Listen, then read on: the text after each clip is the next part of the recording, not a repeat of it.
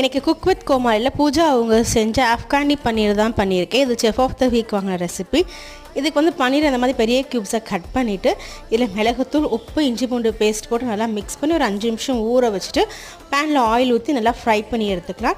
நல்லா 2 சைடுமே golden colour ஆகிற வரைக்கும் நல்லா கிறிஸ்பியாக வர வரைக்கும் ஃப்ரை பண்ணி எடுத்துகிட்டு கலர் இந்த அளவுக்கு சேஞ்ச் ஆனதுக்கப்புறம் எடுத்துடலாம். அதே பேனில் ஆயில் ஊற்றிட்டு 3 பெரிய வெங்காயம், 2 துண்டு இஞ்சி, 6 பல் பூண்டு, 7 பச்சை மிளகாய், கொஞ்சம் முந்திரி பருப்பு, ஒரு 1/2 ஸ்பூன் அளவு மிளகு ஆட் பண்ணிவிட்டு நல்லா வதங்கினதுக்கு அப்புறமேட்டு 1 ஸ்பூன் கரம் மசாலா, 1 ஸ்பூன் மிளகாத்தூள், 1/2 ஸ்பூன் அளவு சீரகத்தூள் ஆட் பண்ணி நல்லா மிக்ஸ் பண்ணிவிட்டு அடுப்பை ஆஃப் பண்ணிவிட்டு கொத்தமல்லியை போட்டு நல்லா மிக்ஸ் பண்ணிவிட்டு ஆரோவுமே பேஸ்ட் மாதிரி அரைச்சிட்டு இது கூட ஒரு 2 ஸ்பூன் அளவு தயிர் ஆட் பண்ணிக்கிறேன்.